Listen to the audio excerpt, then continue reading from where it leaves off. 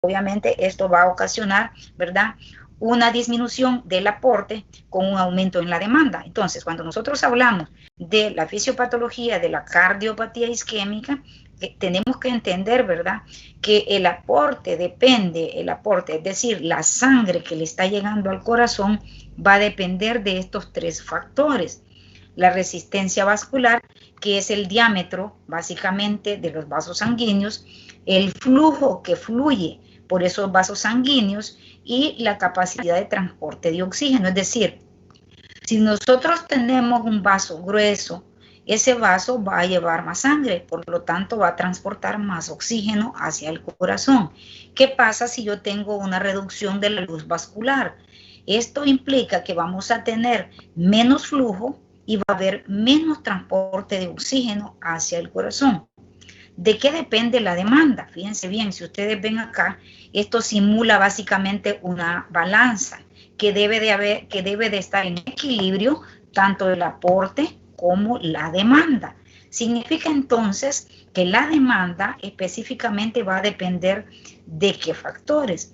La frecuencia cardíaca. Si mi frecuencia cardíaca es baja, voy a necesitar menos, fíjense bien, menos contracciones para poder bombear la sangre.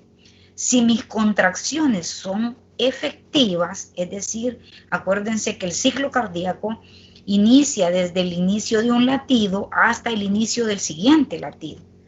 Y que cuando el corazón, el ciclo cardíaco consta de dos, digamos, movimientos, ¿verdad? El movimiento de la sístole, que es la contracción, y el movimiento de la diástole, que es el proceso de la relajación del corazón.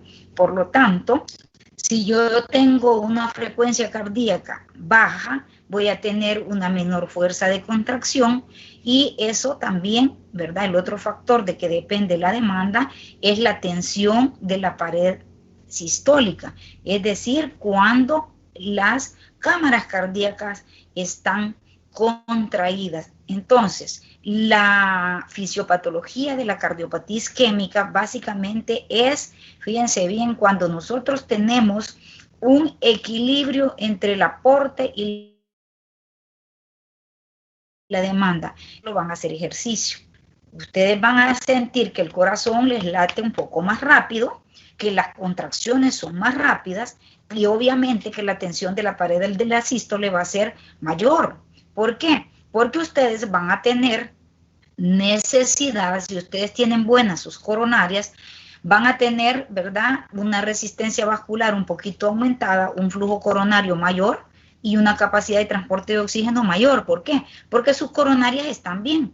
Pero ¿qué pasa si una persona tiene dañadas sus coronarias? ¿Verdad? El aporte va a disminuir y la demanda va a aumentar. Entonces el equilibrio homeostático se pierde. Por lo tanto, ¿verdad?, debemos de saber que al haber una pérdida del equilibrio homeostático, esto implicará básicamente dolor o también traducido como angina de pecho. Ahorita vamos a ver lo que significa la angina de pecho. Pongan mucha atención porque estas cosas son bien importantes que ustedes las puedan aprender, ¿verdad? Vamos a decir que para que aparezca una angina de pecho debe de haber una fisiopatología. ¿Y qué es lo que nosotros vemos? Tiene que haber una lesión en la pared de la arteria. Generalmente esa lesión en la pared de las arterias viene asociada a una alteración en la permeabilidad de esa arteria para llevar la sangre hacia el corazón. ¿Qué es lo que está pasando? Hay un depósito del colesterol LDL, que es el colesterol de baja densidad, ¿verdad?, que es el colesterol aterogénico. Este se deposita en las paredes de las arterias y esto va a activar un proceso de oxidación y entran en juego los monocitos. Al haber mayor, fíjense bien, mayor cantidad de colesterol malo en las paredes de las arterias, ¿verdad?, va a ocasionar que vaya sucediendo una adherencia de las plaquetas, lo cual va a ocasionar una placa. Esta placa que va a estar constituida de plaquetas, de fibrina, de leucocitos y de factores inflamatorios en la pared de la arteria, lo cual va a ocasionar, ¿verdad?, proliferación de las células musculares lisas, factores tóxicos y muerte muerte de la célula, va a ocasionar una apoptosis. Entonces, una vez se ocasiona la apoptosis, fíjense bien, va creciendo la placa arteriosclerótica. Y aparte de eso, ¿verdad? Nosotros vamos a ir viendo que en la placa se van sumando factores adherentes como plaquetas, glóbulos rojos, glóbulos blancos, lo cual va a ocasionar ciertas lesiones mayores en la luz del vaso sanguíneo, en este caso de los vasos coronarios. Esto va a reducir, ¿verdad?, importantemente el diámetro de las arterias coronarias, lo cual, una vez el corazón deja de recibir una cantidad de flujo sanguíneo, va a ocasionar lo que nosotros conocemos como la angina. Entonces, la progresión de la enfermedad coronaria, vean ustedes esta imagen, vale más que 1000 palabras. Nosotros nacemos con nuestras arterias coronarias limpias. Vean ustedes este diámetro coronario está limpio. ¿Qué pasa cuando nosotros ganamos peso, cuando comemos demasiado, cuando comemos mucho consumo de harinas, cuando comemos muchas cosas con dulce, ¿verdad?, o azúcares, cuando consumimos mucha sal?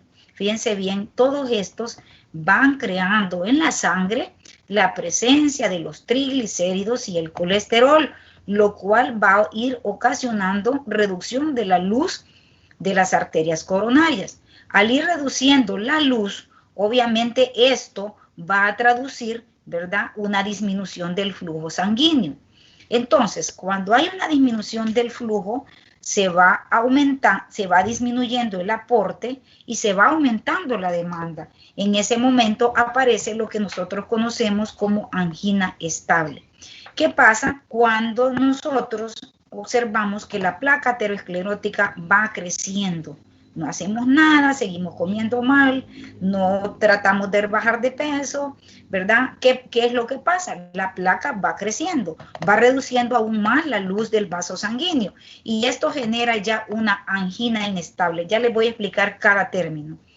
Pero el paciente siguió mal, el médico le recomendó y el paciente no hizo caso. Entonces, posteriormente, la placa se rompe y esta ruptura de la placa genera lo que nosotros conocemos como un infarto agudo del miocardio sin onda Q, pero también puede dar un infarto agudo del miocardio con la onda Q. La onda Q en el electrocardiograma significa que hay necrosis del músculo o de lo que es el tejido miocárdico. Entonces, fíjense bien, ¿cuáles son los principales determinantes del suministro de oxígeno al miocardio? Los agentes que disminuyen las demandas miocárdicas de oxígeno, tenemos aquí una serie de fármacos que ustedes ya han escuchado de ellos. Los beta bloqueadores van a disminuir el consumo de oxígeno, los calcio antagonistas, los nitratos orgánicos que van a dar una vasodilatación o vasorelajación de las arterias coronarias y también, ¿verdad?, nos van a modificar tanto la precarga como la poscarga. Entonces, fíjense bien, aquí nosotros tenemos el equilibrio que les hablaba. Si hay un equilibrio entre la demanda y el suministro de oxígeno, obviamente nosotros no vamos a tener isquemia, pero si este equilibrio homeostático se pierde, inmediatamente aparece la isquemia. Y la isquemia, por definición, ¿qué es? Es la disminución del flujo sanguíneo coronario, y al haber una disminución del flujo sanguíneo coronario, va a presentar el paciente dolor o angina de pecho. Entonces, la clasificación de la angina de pecho, vamos a decir que en primer lugar vamos a tener lo que es la angina estable. ¿Qué es la angina estable?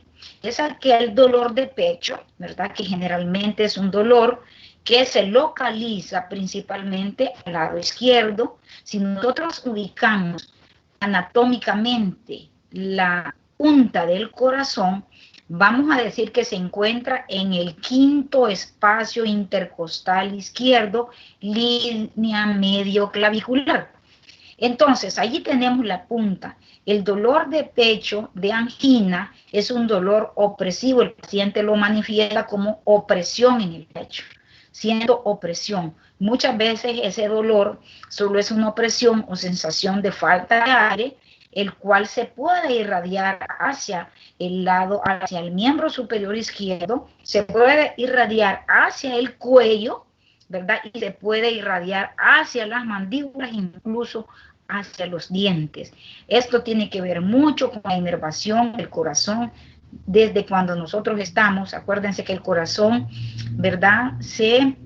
Prácticamente se va formando, digámoslo así, a partir de la tercera semana de gestación.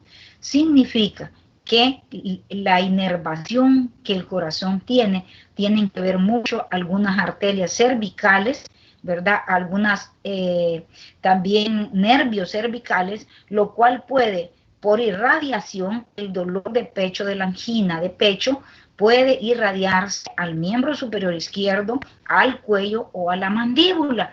Cuando un paciente, principalmente, ¿verdad? Aquellos pacientes que tienen riesgo de tener enfermedad de las arterias coronarias, como son los ancianos, los pacientes diabéticos, los pacientes hipertensos, ustedes que le llegue con dolor en el pecho o le llegue con dolor en la boca del estómago, acuérdense que la base del corazón está prácticamente en el gástrico, la punta en el quinto espacio intercostal izquierdo, línea clavicular media. Y si nosotros vemos la inervación desde el punto de vista cuando nosotros nos formamos en el vientre de nuestra madre, ¿verdad? Hay unos nervios cervicales y por eso es que la irradiación, ¿verdad? Del dolor de angina de pecho es hacia el miembro superior izquierdo y hacia el cuello y hacia la mandíbula. Eso es interesante porque la angina estable, fíjense bien, le pasa a aquellas personas que tienen factores de riesgo como colesterol alto, triglicéridos altos, colesterol LDL alto y colesterol HDL bajo, que es el colesterol de alta densidad, que es el colesterol protector. Entonces, la angina estable, se produce cuando el paciente hace ejercicio. Por ejemplo, el paciente ya tiene una placa de colesterol y él viene y sube un edificio de 5 plantas.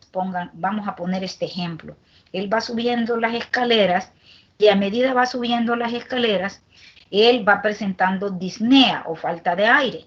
Pero cuando él siente la necesidad imperiosa de parar la actividad física porque empieza a sentir opresión en el pecho.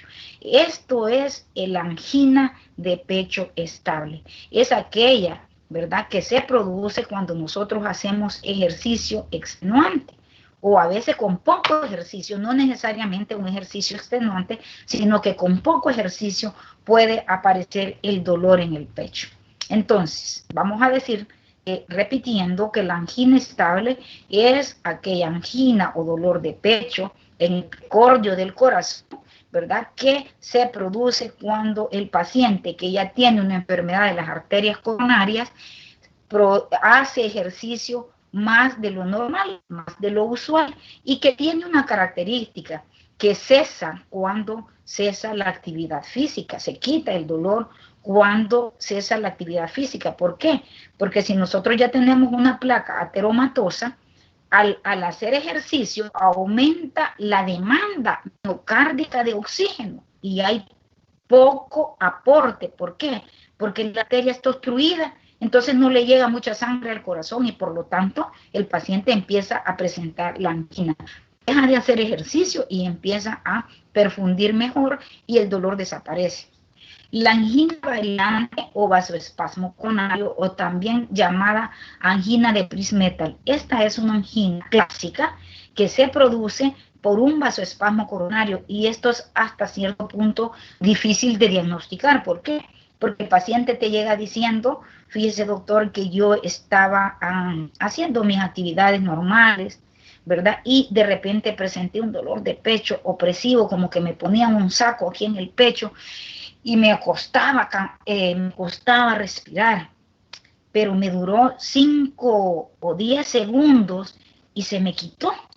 A ese paciente, ¿verdad? Hay que creerle, aunque te llegue con la presión bien, aunque te llegue con el electrocardiograma normal, esta angina se produce por un espasmo de la arteria, hace un vasoespasmo, menos flujo al corazón, inmediatamente se produce el dolor de pecho. Estos pacientes se ganan un estudio que se llama, fíjense bien, una prueba de esfuerzo, porque en la prueba de esfuerzo, poniéndolo en una banda sin fin, ¿verdad? Conectado a un electrocardiógrafo, nosotros podemos detectar, ¿verdad? El vasoespasmo coronario. Son pacientes que hay que creerles que tienen una angina por vasoespasmo coronario, también conocida como la angina de Prinzmetal. Luego tenemos la angina silente, quienes van a padecer angina silente. Y se llama silente porque no da dolor, es angina, pero no da dolor. ¿Quiénes la padecen? Fíjense bien. Los pacientes diabéticos, las mujeres posmenopáusicas y muchas veces las mujeres ancianas o ancianos en general. Tienen una enfermedad de las arterias coronarias no diagnosticada, pero ellos tienen en alguna medida daño en el sistema nervioso, ¿verdad? Entonces, no, el paciente muchas veces lo que presenta es un síncope. Van a la emergencia porque presentaron un síncope, se desmayaron, tuvieron pérdida de la conciencia y esto ocasionó, ¿verdad?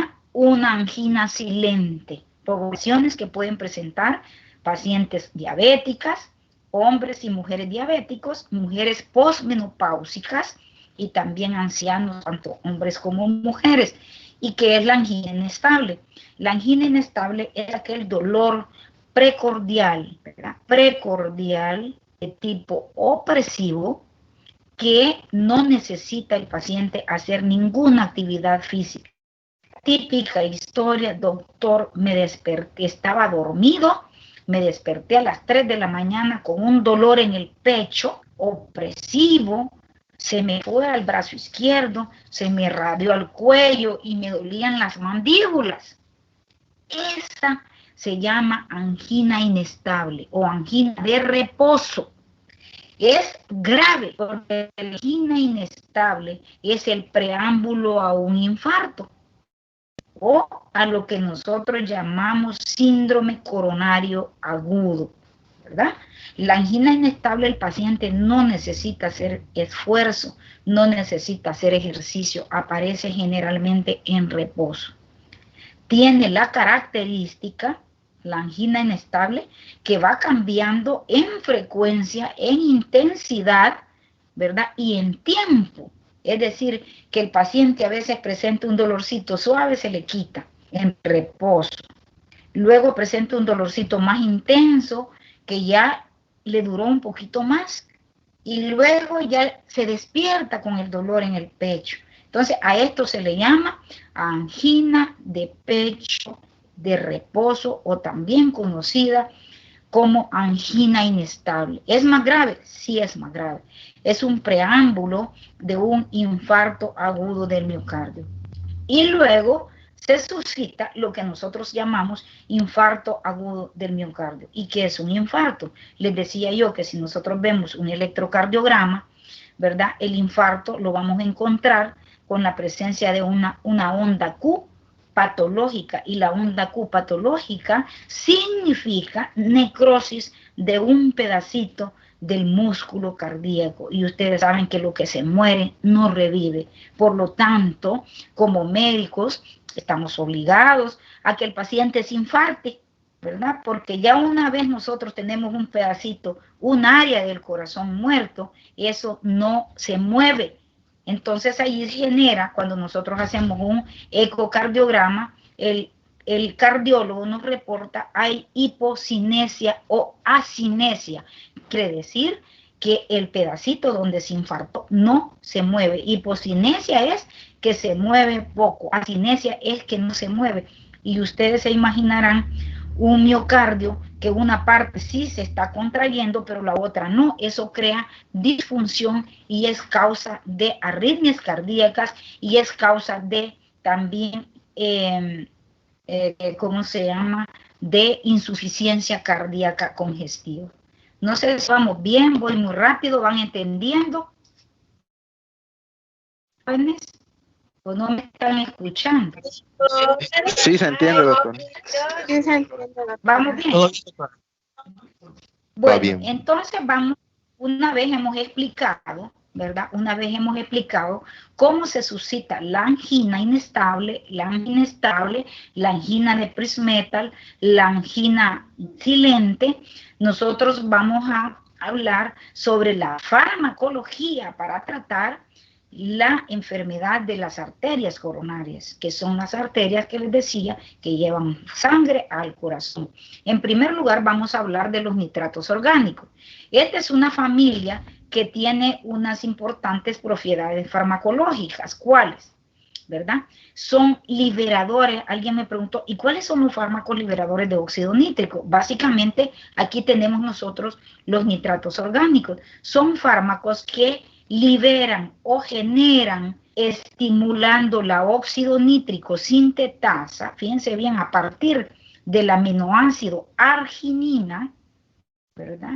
Esta arginina, con la presencia de la óxido nítrico sintetasa, se convierte en óxido nítrico. Y el óxido nítrico es el más potente vasodilatador arterial y venoso que existe en nuestro cuerpo, y que el óxido nítrico está presente en un endotelio vascular sano.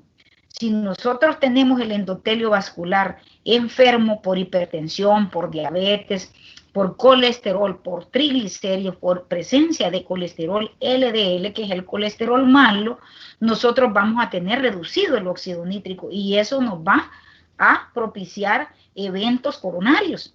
Entonces, los nitratos orgánicos, fíjense bien, estos activan la isoforma soluble de la guanil ciclasa, lo que aumenta los niveles intracelulares del GMP cíclico. Y el GMP cíclico, una vez se produce en el citosol de los miocardiocitos, va a ocasionar, ¿verdad?, que el filamento de actina y de miosina no se esté contrayendo, sino que se relaja la miosina sobre la actina. Y eso va a favorecer, ¿verdad?, el flujo de sangre hacia las arterias coronarias. Fíjense bien, a su vez, los nitratos promueven la desfosforilación de la cadena ligera de miosina con la reducción del calcio en el citosol, y esto conduce a una relajación, ¿verdad?, amplia de los miocardiocitos. Entonces, vean ustedes que a los nitratos orgánicos les vamos a llamar nosotros, básicamente, ¿verdad?, vasodilatadores, son vasodilatadores. Entonces, los nitratos son ésteres de poliol, de ácido nítrico, mientras que los nitritos orgánicos son ésteres de ácido nitroso. Fíjense bien, la nitroglicerina no es un compuesto nitro, y erróneamente se le llama nitroglicerina. Sin embargo, esta nomenclatura es generalizada y oficial. A nivel mundial, ustedes van a saber que la nitroglicerina la utilizamos, ya vamos a ver las diferentes formas de presentación de nitroglicerina, ¿verdad? Y vamos a ver que la nitroglicerina es uno de los fármacos que con los que nosotros contamos en el área hospitalaria, ¿verdad?, para poder tratar la angina de pecho, cualquiera de las anginas. Entonces, los nitratos orgánicos de baja masa molecular, tales como la nitroglicerina, son líquidos oleosos moderadamente volátiles, mientras que los nitratos de masa, ¿verdad?, son sustancias que van a ayudar, ¿verdad?, a lo que es permítanme un segundito, vamos a disminuir un poquito aquí. Dice nitratos de masa molecular alta, ¿verdad?, como el tetranitrato de eritrilo, ¿verdad?, que van a convertirse en lo que nosotros conocemos como los nitratos orgánicos, que los vamos a ir estudiando poco a poco. Entonces, dentro de las propiedades farmacológicas vamos a decir que el mecanismo de acción de los nitratos, ¿verdad? Ya están bien establecidos, producen una bioactivación de la acción de la nitroglicerina, produciendo una reacción no enzimática con cisteína, formación de nitrito y óxido nítrico, estimulando la ALDH2, activando la guanilciclasa soluble y generando mayor GMP cíclico, los cuales van a disminuir el calcio citosólico, van a aumentar o incluso disminuyen o relajan las arterias coronarias. Aquí tenemos, ¿verdad?, lo que son vamos a aumentar un poquito para que vean ustedes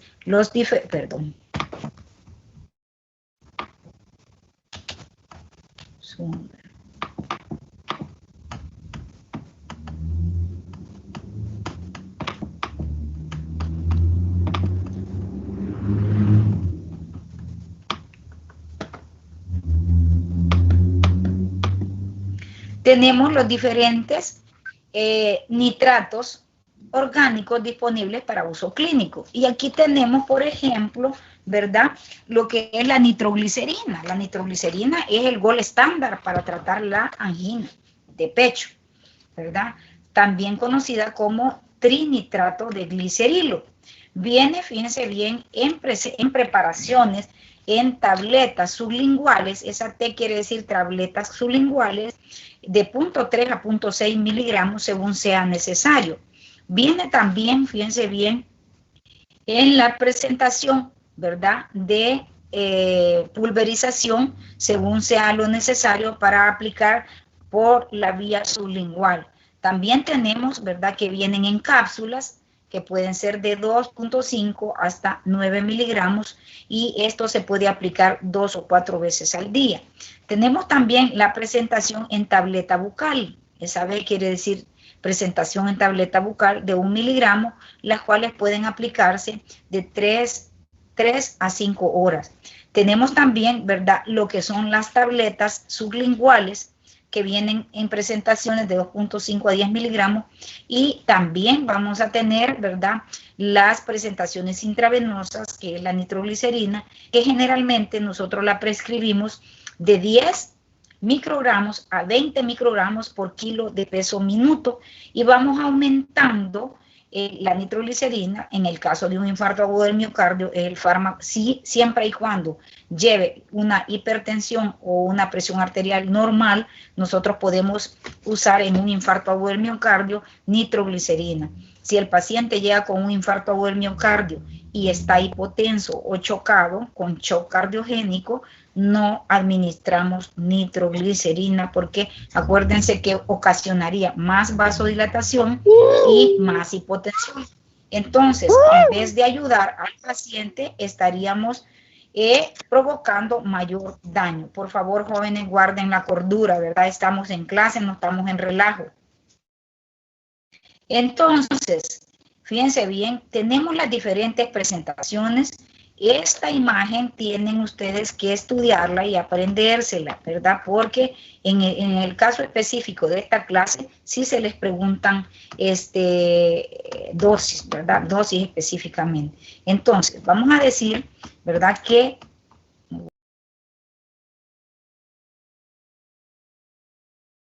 lo que era la angina de pecho y habíamos visto las clasificaciones, lo que era la angina estable.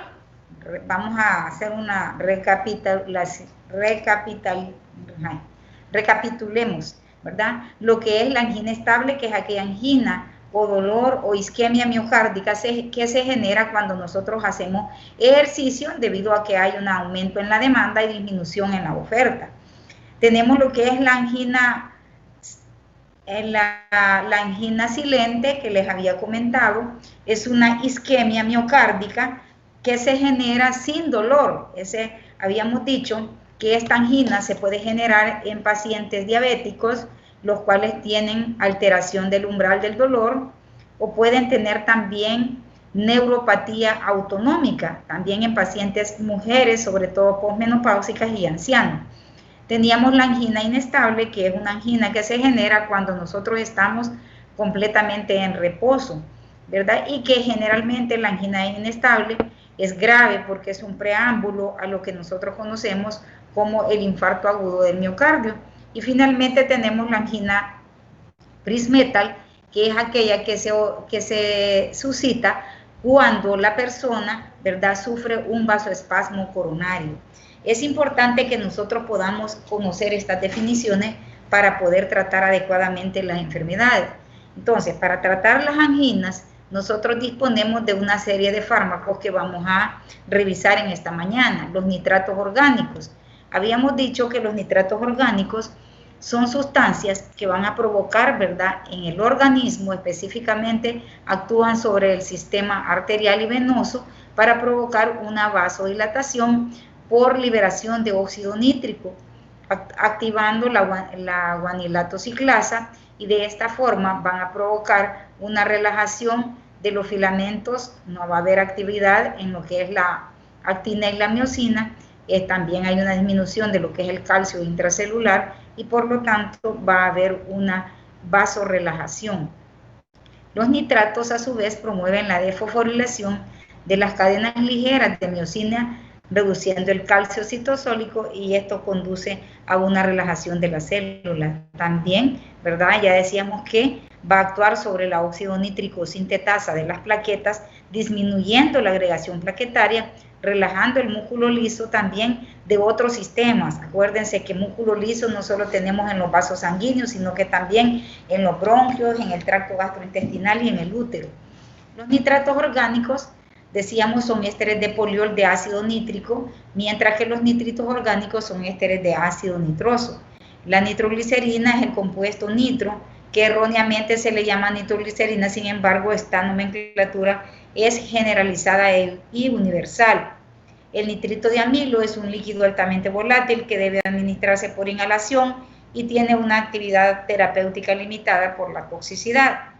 Los nitratos orgánicos de baja masa molecular, tales como la nitroglicerina, son líquidos oleosos moderadamente volátiles, mientras que los ésteres de nitrato de masa molecular más alta, como el tetranitrato de iritrilo, ¿verdad?, o el mononitrato de isosorbide, son un tanto más sólidos, por lo tanto tienen más aplicaciones terapéuticas. En cuanto a las propiedades farmacológicas y el mecanismo de acción de los nitratos, habíamos dicho, ¿verdad?, que provoca una bioactivación con acción, específicamente la nitroglicerina incluye una reacción enzimática de la L-cisteína con formación de nitritos, óxido nítrico, a través de lo que es la ALDH2, que es una enzima que va a activar la adenilato ciclasa soluble para producir el GMP cíclico y de esta forma reducir el calcio y reducir la contracción de los filamentos de actina sobre la miosina para provocar una vasodilatación. Habíamos repasado, ¿verdad?, lo que son los nitratos disponibles y les traigo esta diapositiva, es del libro de Capsum, está un poquito más específica y divide los nitratos y nitritos en acción breve y acción larga. Dentro de los de acción breve está la nitroglicerina sublingual, que esta puede ser administrada a dosis de 0.15 a 1.2 miligramos, y la duración de acción es de 10 a 30 minutos, es decir, cuando el paciente presenta el dolor de pecho, un paciente ya conocido porque tiene angina estable o inestable, se le explica, ¿verdad?, que cuando el dolor aparezca, ya sea en ejercicio o en reposo, se administre una tabletita de nitroglicerina a dosis de 0.15 a 2 miligramos debajo de la lengua, ¿verdad?, para que el dolor disminuya.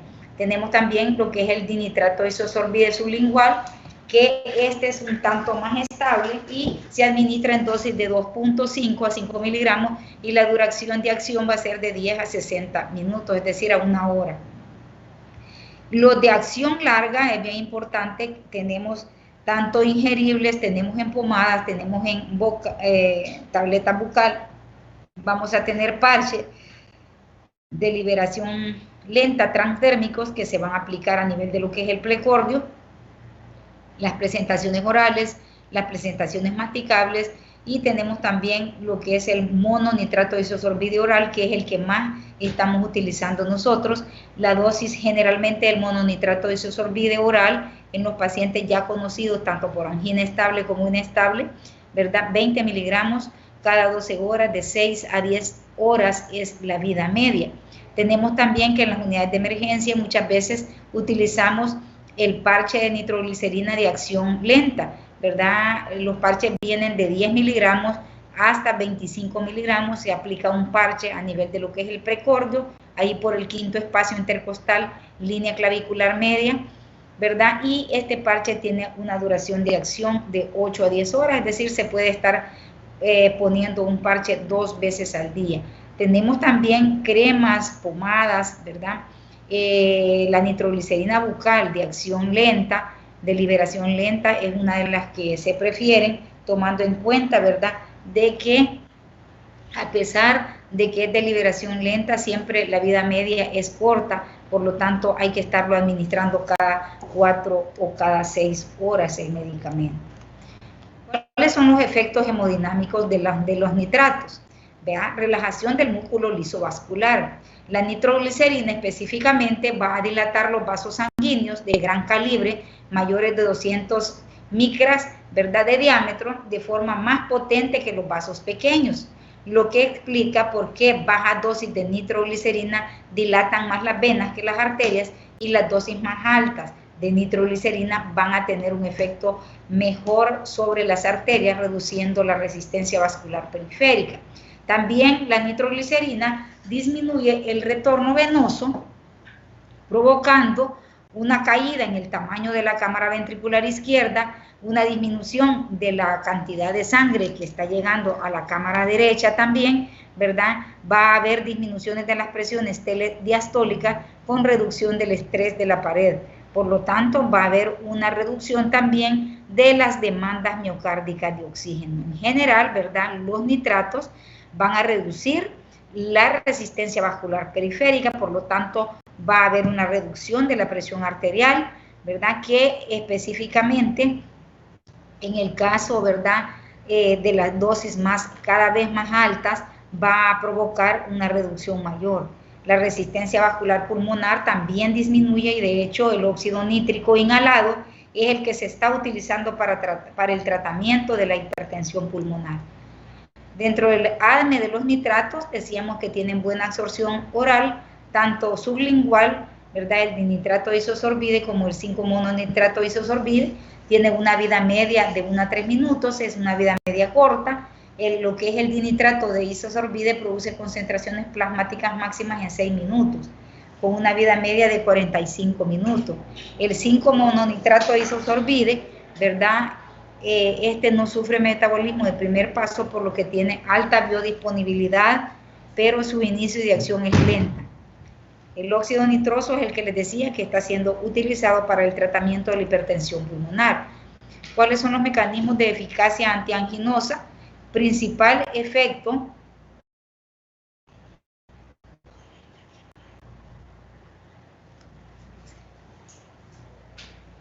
el principal efecto beneficioso de la nitroglicerina es el resultado de la disminución de las demandas miocárdicas de oxígeno, con un aumento, ¿verdad?, en el suministro de oxígeno en las regiones isquémicas del corazón. Es decir, la nitroglicerina, aparte que va a provocar una vasodilatación, va a disminuir el retorno venoso, ¿verdad?, o la precarga también llamada, lo cual va a incrementar lo que es el aporte de oxígeno hacia las arterias coronarias, y de esta forma va a reducir la angina de pecho.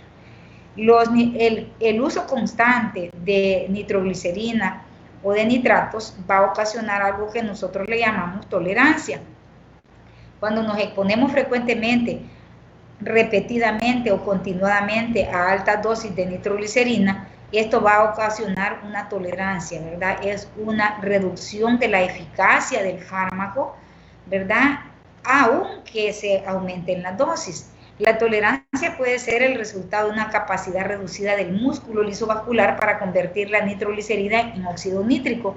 Esta tolerancia vascular puede deberse, ¿verdad?, a la activación de mecanismos extraños de la pared del vaso, ¿verdad? Que puede generar esta como acomodamiento, el vaso sanguíneo se acomoda al fármaco y va a necesitar más dosis para lograr los mismos efectos y muchas veces no se logran los efectos esperados. La tolerancia se desarrolla y puede conducir a la dependencia orgánica de los nitratos.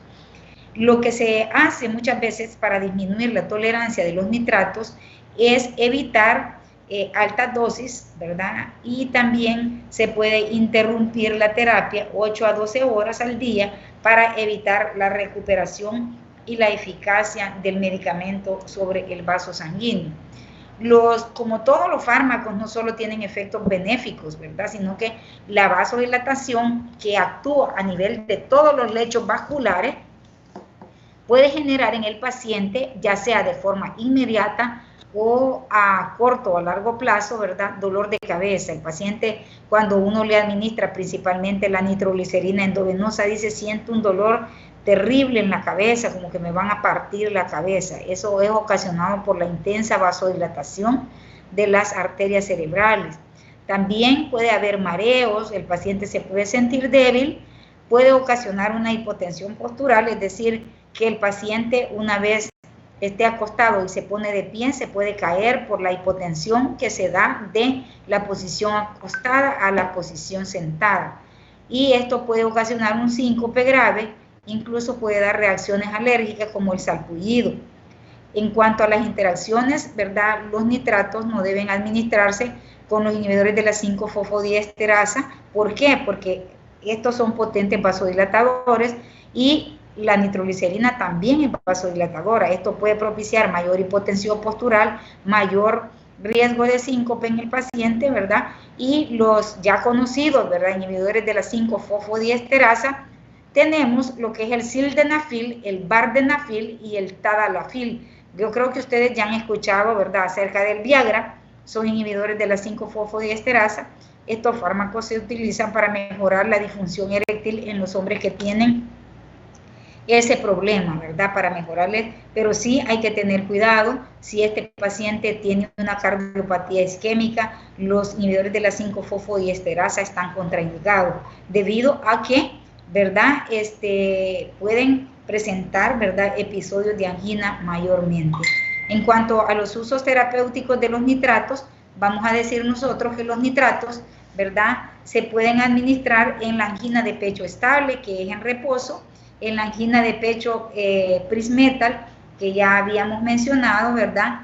Y también se puede utilizar cuando los pacientes tienen insuficiencia cardíaca congestiva. Esto queda a discreción, ¿verdad?, del médico internista o del cardiólogo. También en aquellos síndromes coronarios agudos, tipo angina inestable o infarto agudo del miocardio, ya sea con elevación de la onda T o sin elevación de la onda T.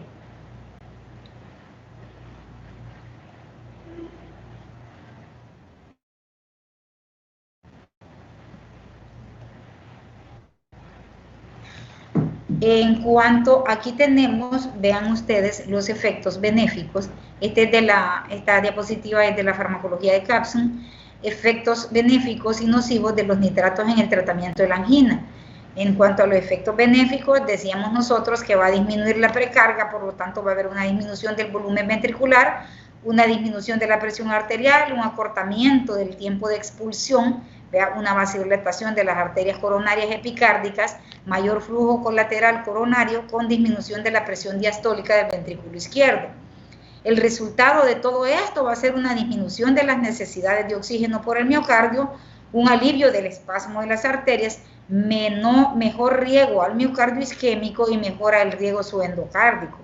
¿Cuáles son los posibles efectos? ¿Verdad? La taquicardia refleja, que es producto de la vasodilatación, incremento del reflejo de la contractilidad y acortamiento del tiempo del riego diastólico por taquicardia.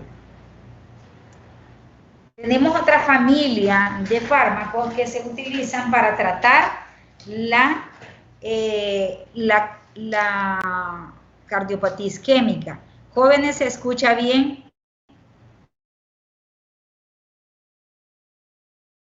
Jóvenes. Escucha. Sí, doctora. Sí, se escucha bien, doctora. Se escucha, doctora. Los bloqueadores de los canales de calcio. Ustedes saben que entre más calcio citosólico haya, ¿verdad? Va a haber una mayor fuerza de contracción. Si nosotros tenemos un paciente con una miocardiopatía isquémica, nosotros necesitamos bloquear estos canales de calcio para que esa fuerza de contracción sea menor. Entonces, ¿cuál es el mecanismo de acción de los bloqueantes de los canales de calcio?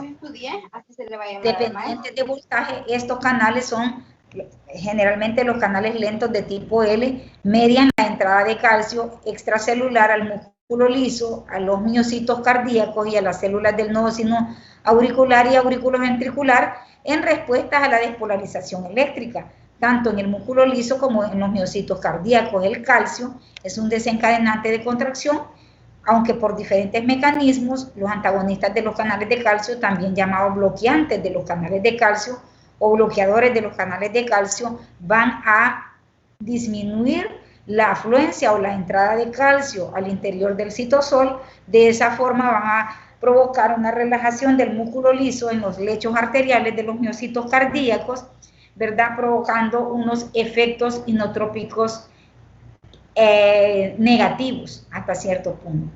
Aquí tenemos nosotros comparación de las acciones de los calcioantagonistas. Recordemos que los calcioantagonistas se dividen en dos categorías, las dihidropiridinas, y también tenemos los que son no hidropiridínicos, como el verapamilo y el diltiazem. Las dihidropiridinas van a provocar una vasodilatación, una reducción de la poscarga, ¿verdad? Esto va a activar básicamente lo que es, ¿verdad? Lo que es el sistema nervioso central. Puede ocasionar en el gasto cardíaco y el ritmo cardíaco un aumento, ¿verdad? La acción inotrópica de la dihidropiridina negativa y cronotrópica negativa quiere decir que van a disminuir la fuerza de contracción y van a disminuir también la frecuencia cardíaca. También los no dihidropiridínicos, como el verapamilo y el diltiazem, van a provocar una vasodilatación con reducción de la poscarga, ¿verdad? Una activación del sistema nervioso central que puede aumentar o disminuir el gasto cardíaco o el ritmo cardíaco. Aquí tenemos estructura química de los calcioantagonistas y vamos a ver que estos se van a clasificar en fenilalquilaminas. Dentro de ellas tenemos el verapamil, ¿verdad? Tenemos las benzotiazepinas, dentro de ellos tenemos el diltiazem, ¿verdad? Y las dihidropiridinas, que ya vamos a ver más adelante, ¿verdad? Lo que está ocasionando. Y esta otra diapo se las traigo del libro de Capson porque me pareció interesante. Aquí está la clasificación de los calcioantagonistas en dihidropiridina. Aquí tenemos la amlodipina, ¿verdad? La felodipina, la irradipina, nicardipina, ¿verdad? Tenemos la nifedipina, que hay de acción normal y de acción retardada con tabletas de liberación prolongada. Tenemos la nisoldipina y la nitrendipina. Cada una de ellas tiene una mayor o menor biodisponibilidad, una semivida que es interesante, ¿verdad? La amlodipina es la sal que más utilizamos en nuestro medio, tiene buenos beneficios, como por ejemplo una biodisponibilidad del 65 al 90%, llega hacia el lecho vascular, una semivida bastante prolongada, lo cual permite utilizarlo una vez al día, y las indicaciones son, ¿verdad?, hipertensión arterial y angina de pecho, porque reducen importantemente, ¿verdad?, el riesgo de presentar una nueva angina. ¿Qué dosis se utiliza de amlodipina? De 5 miligramos a 10 miligramos ingeridos una vez al día. Y aquí tenemos las otras sales, que vean ustedes las características. Pero tenemos los no hidropiridínicos. Dentro de ellos tenemos el diltiazem y el verapamilo. El diltiazem, viene en presentaciones de 40 a 60, tiene una disponibilidad de 40 a 65%, el diltiazem viene de 30, de 60, de 120 y de 240 en la presentación del diltiazem, ¿verdad? Y vean ustedes que tiene una semivida de 3 a 4 horas, también sus indicaciones están la angina de pecho, la hipertensión y el fenómeno de Raynaud. Esto, por favor, vayan a buscar lo que significa, ¿verdad? Yo les podría decir en este momento, pero quiero que ustedes me lo investiguen para que puedan no olvidarlo, para que sepan que también el diltiazem, por el mismo hecho de vasodilatación, va a ayudar a los pacientes que tienen este fenómeno. Generalmente son pacientes que padecen de lupus eritematoso sistémico o artritis reumatoide, hacen este fenómeno de Raynaud. ¿Cuál es la dosis de diltiazem? ¿Verdad? Desde 75 a 150 microgramos por kilogramo de peso, 30 a 80 miligramos ingeridos cada 6 horas.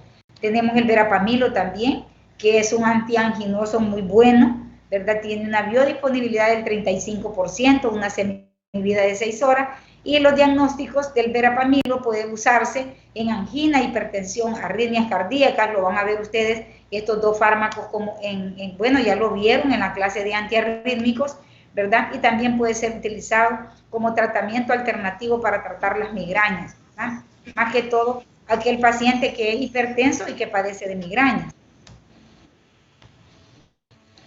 Tenemos otra familia que ustedes también ya es conocida, y son los beta bloqueadores. El mecanismo de acción de los beta bloqueadores, básicamente recordemos que el corazón tiene dos tipos de receptores. Los receptores beta 1, que se encuentran específicamente a nivel del músculo cardíaco, y los receptores beta 2, que están ubicados en otros sitios, ¿verdad? Como los bronquios, los intestinos, el útero.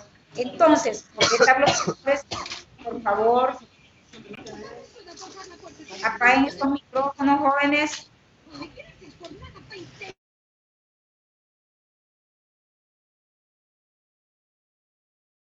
Decíamos que los beta bloqueadores van a actuar específicamente sobre los receptores beta 1 cardíacos.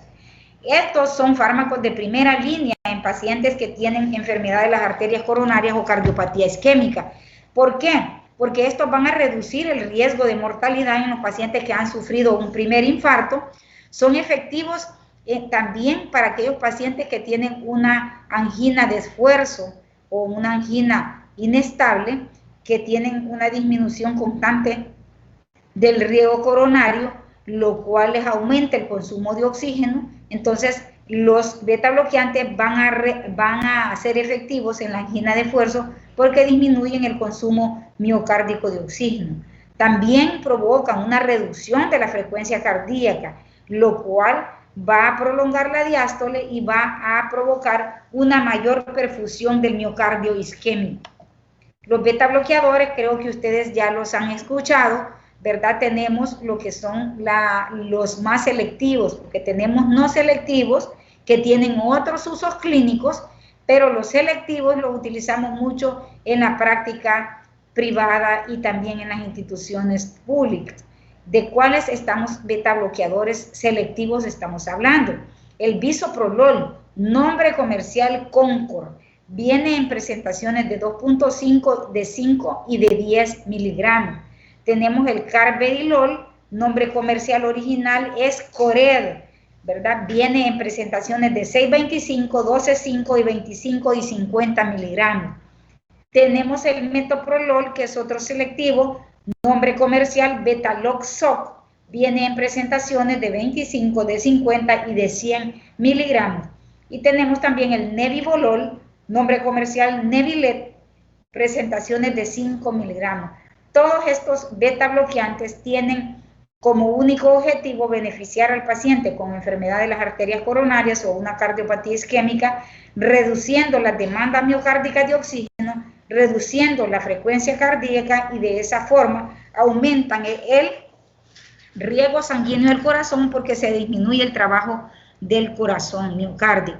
Pero tenemos otra familia. Recordemos que la cardiopatía isquémica no viene sola, generalmente está asociada con hipertensión y está asociada con dislipidemias, es decir, aumento del colesterol y de los triglicéridos. Esto puede ocasionar que la sangre se ponga viscosa, espesa, y puede ocasionar riesgo de formar coágulos, enfermedad de la ateromatosa, ¿verdad? Por aumento del colesterol y triglicéridos. Entonces, el que ustedes ya conocen por excelencia, ¿verdad? Antiagregante plaquetario es la aspirina.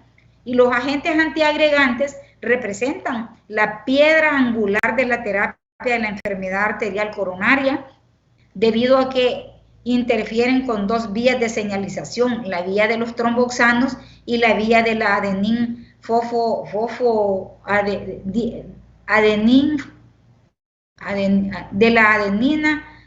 del fosfato de adenina, que promueven la agregación plaquetaria en la pared de las plaquetas. La aspirina, nosotros recordemos que el mecanismo de acción, ¿verdad?, de la aspirina es básicamente inhibir la ciclooxigenasa 1. De esta forma, ¿verdad?, no va a sintetizar el tromboxano en las plaquetas y va a reducir así la producción de tromboxanos A2, lo cual va a reducir la agregación plaquetaria, va a prolongar, ¿verdad?, lo que es la sangre, la va a volver menos viscosa, y de esa forma se va a evitar que se formen coágulos, trombos, que van a ir a alojarse en las paredes de aquellas arterias que ya tienen aterosclerosis, que ya tienen placas de colesterol, que hacen que se reduzca el flujo al corazón. También tenemos otras familias que son las tienopiridinas, como tenemos el clopidogrel, el plasugrel, el ticagrelor y el cangrelor. Son antagonistas del receptor del adenosín difosfato, específicamente del receptor, ¿verdad?, P2Y12, lo cual van a disminuir importantemente la agregación plaquetaria. El nombre comercial del clopidogrel que tenemos nosotros es el Plavix. Este viene en presentaciones de 75 miligramos y al igual que la aspirina, que tiene su mecanismo de acción sobre la ciclooxigenasa 1, van a reducir la agregación plaquetaria. De esa forma van a evitar que se formen coágulos. ¿Qué otros agentes antianginosos tenemos que están siendo utilizados? Más que todo, la ranolacina se utiliza para la angina de pecho estable, crónica. La ranolacina está aprobada por FDA y por la Asociación de Cardiología como agente de segunda línea para la angina de pecho estable crónica. La ranolacina tiene un mecanismo de acción de inhibir varios flujos de iones cardíacos, incluyendo el ion sodio. La inhibición preferencial del ion sodio hace que se produzcan menos potenciales de acción. De esta forma va a reducir las arritmias en los pacientes que ya tienen problemas isquémicos, ¿verdad? Y va a aumentar o va a mejorar, ¿verdad?, el problema de la insuficiencia cardíaca. Y la ranolacina reduce la oxidación de ácidos grasos cardíacos y estimula el metabolismo de la glucosa sin inhibir la carnitina palmitoiltransferasa 1, por lo que se clasificó como un modulador metabólico. ¿Cuál es la dosis de ranolacina? Nombre comercial, Ranexa. Dosis de 500 a 1000 miligramos 2 veces al día. Vienen en tabletas de liberación extendida. Tienen una biodisponibilidad del 75%, una vida media de 7 horas, se puede administrar 2 veces al día, un metabolismo utilizando el sistema microsomal CYP3A4 y en menor medida el sistema CYP2D6. Efectos adversos de la ranolacina, igual que los nitratos, mareo, dolor de cabeza, náusea y puede ocasionar también estreñimiento. Tenemos otro agente antianginoso que es la ivabradina. La ivabradina está aprobada por también la Asociación Europea del Corazón para tratar la angina estable y la insuficiencia cardíaca en pacientes que no toleran los betabloqueantes. Recordemos que hay pacientes que ya tienen bradicardia y no los podemos bradicardizar más, por lo tanto no se les puede dar betabloqueantes. Aquí podemos nosotros hacer uso de la ivabradina. Fíjense bien, los pacientes, ¿verdad?, se ven beneficiados porque la ivabradina es un bloqueador selectivo de los canales iónicos, ¿verdad?, HCN, activados por la hiperpolarización, que participan en la generación del automatismo del nodo sinusal. Entonces, al provocar esto, va a disminuir la frecuencia cardíaca, la ivabradina, y disminuye las demandas miocárdicas de oxígeno, y como efecto efecto secundario asociado a esta ivabradina es el fosfeno transitorio, es decir, el fosfeno es igual que, digamos, nosotros los zumbidos de oídos. ¿Qué otros agentes antianginosos? Tenemos el nicorandilo, es un éster de nitrato de nicotinamida desarrollado como agente antianginoso, aprobado en países asiáticos y europeos, en Estados Unidos y Alemania, para el tratamiento de la angina de pecho estable. Actúa como agonista en los canales de potasio sensibles al ATP. Su acción vasodilatadora es potenciada por los inhibidores de la 5-fosfodiesterasa, por lo tanto no hay que combinarlos porque pueden provocar un síncope por hipotensión. Estos se absorben bien después de la administración sublingual, el nicorandilo, y también tienen una vida media corta. La dosis es de 20 miligramos al día, ¿verdad? Puede provocar igual dolor de cabeza, hipotensión e ulceraciones.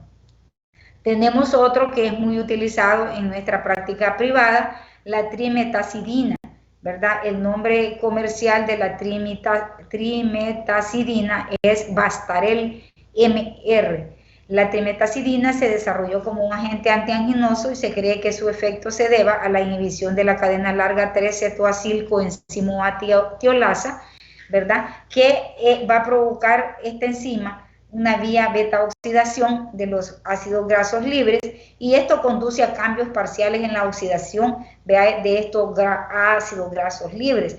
Dentro de los efectos adversos de la trimetazidina tenemos malestar gastrointestinal, náuseas, vómito, puede ocasionar una trombocitopenia, es decir, baja de las plaquetas, agranulocitosis y disfunción hepática. Empeora la enfermedad de Parkinson, ¿verdad? Entonces hay que tratar de evitarlo en aquellos pacientes que ya tienen alteraciones de los movimientos de las manos o de los pies. Aquí tenemos otras terapias alternativas para tratar la enfermedad de las arterias coronarias. Si ustedes se fijan, aquí nosotros tenemos una arteria coronaria, ¿verdad? La cual, vean ustedes, ya tiene una formación de una placa de colesterol. Y vean ustedes, aquí tenemos una placa más organizada que está reduciendo importantemente la luz del vaso. Prácticamente el vaso sanguíneo, la perfusión es del 50%. Estos pacientes con esta reducción de la luz de sus vasos sanguíneos van a ir presentando primero una angina de pecho estable al ejercicio extenuante, ¿verdad? Obviamente cuando se aumentan las demandas miocárdicas de oxígeno y no hay mucho aporte porque la arteria está obstruida, allí sobreviene el dolor de pecho. Pero ¿qué pasa cuando esta angina estable se convierte en angina inestable? El paciente con esta obstrucción de la arteria va a tener, incluso va a tener dolor en reposo. Eso quiere decir, este dolor en reposo tiene una característica y por eso se llama angina inestable, porque va aumentando en intensidad, ¿verdad? Y va aumentando en duración y en tiempo. Es decir, el paciente estando en reposo va a sentir un dolor de pecho cada vez más fuerte y va más frecuente. Entonces, esto es un preámbulo de un infarto. Supónganse que el paciente se infartó, un coágulo obstruyó o esta placa de colesterol se rompió y generó un trombo, lo cual ocasionó obstrucción de toda la luz. Entonces, al obstruirse la luz, un área del corazón queda deprivada de oxígeno. Por lo tanto, se le hace un cateterismo cardíaco, se toma la arteria femoral a nivel de lo que es la ingle, se introduce un dispositivo que se llama stent, es esto que ustedes ven aquí como cuadriculado. El stent pasa por la arteria coronaria obstruida, se coloca el stent y luego este dispositivo viene con fármacos. Es un stent medicado, ¿verdad? Entonces lo que hace básicamente es, una vez se introduce un baloncito, se abre y vean ustedes aquí, vean ustedes esto, ¿verdad? Aquí introdujeron el stent y que esta es la placa de colesterol. Aquí el stent está prácticamente tratando de abrir la luz de la arteria para que haya flujo sanguíneo, y aquí nosotros ya vemos cómo el stent completamente abierto comprimió la placa que estaba y produjo, ¿verdad?, que haya mayor flujo al corazón. Estos procedimientos son angioplastías, que son procedimientos caros, costos entre $7,000 a $15,000 cuando un paciente ya sufre un infarto.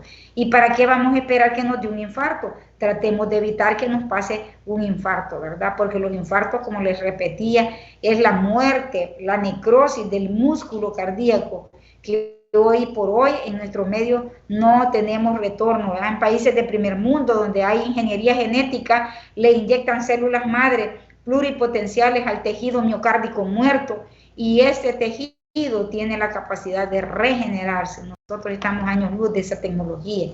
Entonces, la terapia mecanofarmacológica son los stent endovasculares, lo que les acabo de explicar en la imagen.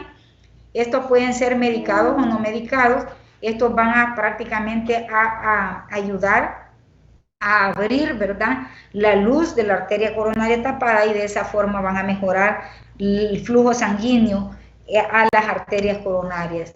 Tenemos también otra enfermedad que es una enfermedad que no la debemos de menospreciar, que es la enfermedad arterial periférica. Estábamos hablando de enfermedad arterial cardíaca, de la enfermedad de las arterias coronarias específicamente, pero nosotros podemos estar enfermos también de enfermedad arterial periférica. La característica típica de la enfermedad arterial periférica, cuando los pacientes ya tienen daño arterial periférico en los pies sobre todo, ¿verdad?, es la claudicación intermitente. Es aquel típico paciente que viene a la clínica y le dice: doctor, me duelen las piernas cuando camino. Y fíjense que más que todo a nivel de lo que son los gastronemios, ¿verdad? El paciente dice: y fíjese que cuando voy caminando tengo que parar porque de lo contrario no puedo seguir, el dolor me mata, pero al parar, al dejar de hacer la actividad que estoy haciendo, el dolor me desaparece. A eso se le llama claudicación intermitente. ¿Quiénes van a padecer? Los pacientes diabéticos, los pacientes hipertensos, los pacientes mayores de edad, e incluso los jóvenes que ya tienen enfermedades, mujeres que tienen enfermedad vasculitis, ¿verdad? O también lupus eritematoso sistémico, artritis reumatoide, que se acompañan también de daño o una vasculitis. ¿Cuáles son los medicamentos utilizados para tratar la enfermedad arterial periférica? Tenemos en primer lugar la pentoxifilina, que es un derivado de las metilsantinas, que lo que hace es básicamente disminuir la agregación plaquetaria. Tenemos el cilostazol, que es un derivado o un inhibidor de la 5-fosfodiesterasa, que lo que hace es aumentar o activar la vía del GMP cíclico para provocar un relajamiento de la actina sobre la mioxina y provocar una disminución del calcio en el citosol, con una disminución también de la contracción del músculo. El cilostazol es muy efectivo. Uno empieza a darle el tratamiento al paciente y el paciente empieza a mejorar ese dolor que le genera cuando él hace actividad física. Tenemos también otros fármacos que se utilizan en países de primer mundo, ¿verdad?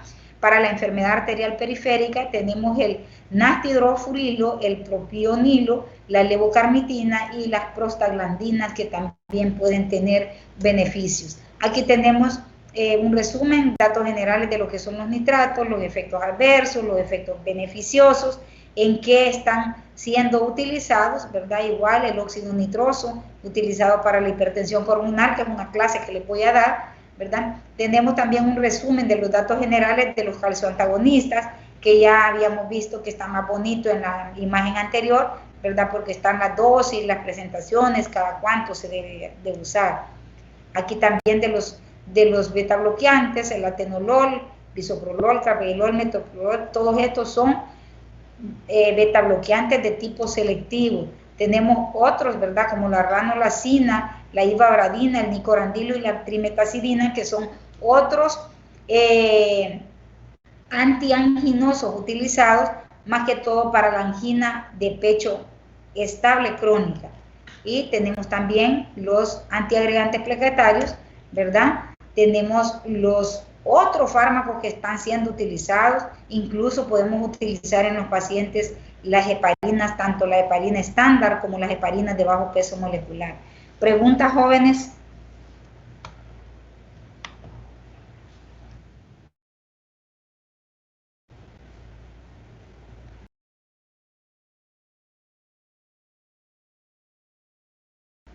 ¿Alguna pregunta? Yo tengo una, doctora. Vamos a ver. Ante la situación de, digamos, un individuo que, pongámosle deportista, que Ajá, sufre un infarto al miocardio súbito, sí, pero logran salvarlo. Pero ajá. debido a esto, el individuo queda con un precedente y por ende su estilo de vida lo debe, digamos, relajar. ¿Qué régimen farmacológico sería más recomendado en un caso así? Vaya, fíjese bien, en este paciente, si es un deportista de alto nivel, ¿verdad? Vimos el caso reciente de un deportista de las ligas europeas que presentó prácticamente un infarto masivo de miocardio. Gracias a Dios, ¿verdad? Y como ustedes saben que en países de primer mundo este muchacho lo han de haber metido a revascularización, a una angioplastía, lo que les estaba explicando. ¿Verdad? Muy probablemente este paciente va a necesitar, dependiendo, ¿verdad? De las características de su caso específicamente, va a necesitar antiagregantes plaquetarios de por vida.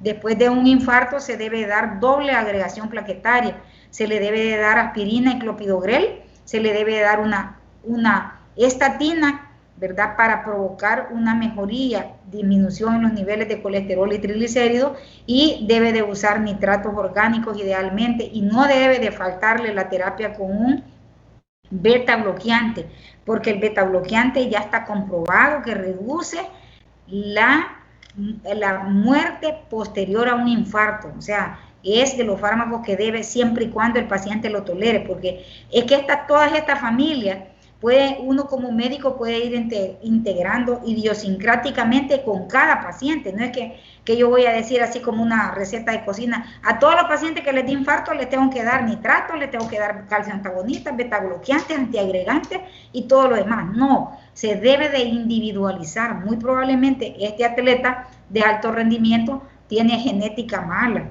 ¿verdad? Muchas veces nosotros nacemos con deficiencias de apolipoproteínas buenas, y tenemos muchas apolipoproteínas que son las que transportan el colesterol, ¿verdad? Y lo convierten en esas placas que ustedes ven en las arterias. Entonces, estas personas tienen que usar de por vida estatinas, antiagregantes plaquetarios y en este caso un beta bloqueante. ¿Por qué? Porque el beta bloqueante hace dos cosas. Reduce las demandas miocárdicas de oxígeno a través de la vasodilatación y de la disminución de la frecuencia cardíaca.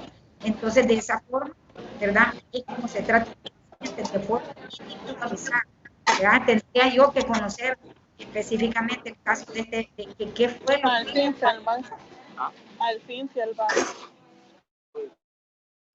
Y rápidamente. Por favor, cierren esos micrófonos. No sé si te queda clara la pregunta. Sí, doctora, muchas gracias. ¿Alguien más que quiera preguntar? Una pregunta, para poder remover estas placas que se generan en lo que es la pared de las arterias, ¿qué tipo de mecanismo se podría utilizar o qué es lo que se hace en ese caso? Vaya, fíjate bien, esas placas no se pueden remover cuando ya están, hay una placa estable, hay placas estables que ya no se remueven, y están las placas inestables, que es cuando se rompen esas placas. ¿Qué es lo que nosotros hacemos? Tratar el colesterol y triglicéridos, debemos de tenerlo en cantidades normales en la sangre, porque eso es lo que hace que cada vez la placa vaya creciendo, creciendo, creciendo, reduciendo la luz. Entonces, dieta, ejercicio y medicamentos para reducir colesterol y triglicéridos, si la causa es genética. Pero si la causa es porque andas comiendo hamburguesas, pizzas, gaseosas, dulce, pan francés, todo chatarra, se te van a obstruir las coronarias, y eso nadie. Entonces, ¿qué es lo que debemos de hacer? Tener el colesterol de alta densidad, el HDL alto, y el colesterol malo bajo, porque el colesterol malo es el que se va a las arterias, se deposita, y el colesterol bueno es el que llega a las arterias, las barre como una escobita y limpia las arterias del colesterol. Entonces, entre más alto andemos el colesterol bueno, mejor, y entre más bajo andemos el colesterol malo, mejor. Por lo tanto, todos debemos de chequearnos nuestro colesterol, nuestros triglicéridos, ver cómo anda el LDL y las HDL. Porque lo único que te modifica el riesgo de tener una enfermedad de las arterias coronarias es andar colesterol, triglicéridos, HDL y LDL dependiendo de la edad de cada persona, debe de andarle en meta, ¿verdad? Debe de andarle en meta. ¿Cómo? Y fíjate, para aumentar el colesterol bueno, ¿qué debes de hacer? Dieta y ejercicio, nada más, ¿verdad? Y si ya tenemos una enfermedad de base, hipertensión, diabético, pues una estatina, una aspirina, un beta bloqueante que te ayude a mejorar, a disminuir las demandas miocárdicas de oxígeno para que no infartarse. ¿Otra pregunta? Siempre continuando, Doctora. ¿verdad? Con la misma pregunta. Estas placas también se pueden dar a nivel periférico, ¿verdad? Claro, la enfermedad arterial periférica que les estaba hablando, al reducir el flujo sanguíneo a los pies duele y el dolor es característico, la gente va caminando y cuando ya va caminando el dolor aparece, deja de caminar y desaparece porque el flujo regresa, hacen como un vasoespasmo por las placas de colesterol que pueden tener en las arterias de los miembros. Gracias, doctor. Okay. ¿Alguien más? Ajá. Doctora, en el caso de que usted mencionó del colesterol que se adhiere a la pared de la arteria, ajá, en ese caso no hay otra alternativa porque usted mencionó que ese procedimiento es carísimo. No hay otra alternativa para personas que de escasos recursos. Bueno, el Hospital Nacional tiene un servicio de cateterismo cardíaco. El problema es que no tiene cardiólogo porque el cardiólogo buenísimo que tenían ahí, ¿verdad? Renunció por las demasiado estrictas las autoridades y entonces tienen todo y no tienen cardiólogo y nosotros tenemos cardiólogo y no tenemos el seguro, ¿verdad? Tenemos aquí en San Miguel específicamente, tenemos cardiólogos que saben hacer eso y no tenemos el servicio de angioplastía. En cambio el San Juan tiene el servicio y no tiene los cardiólogos, entonces estamos fregados, por lo menos aquí en Oriente, pero en lo privado sí, ¿verdad? Los hospitales privados sí tienen todo eso. El Seguro Social en San Salvador tenemos todo también, pero a veces el paciente se puede morir de trasladarlo de San Miguel a San Salvador, pero sí, no hay, cuando vos ya tenés una enfermedad de las arterias coronarias y te viene un infarto, el cateterismo te puede salvar la vida y también el pronóstico de vida, cómo quedás después de un infarto, ¿verdad? Pero hoy por hoy así estamos fregados. Bueno. Gracias, doctora. Ok. Bueno, nos vemos mañana a la 1 de la tarde. Les voy a dar la clase sobre el tratamiento de la insuficiencia cardíaca, ¿verdad? Que es una clase muy bonita que, si ustedes se fijan, lleva en relación, ¿verdad? Hipertensión.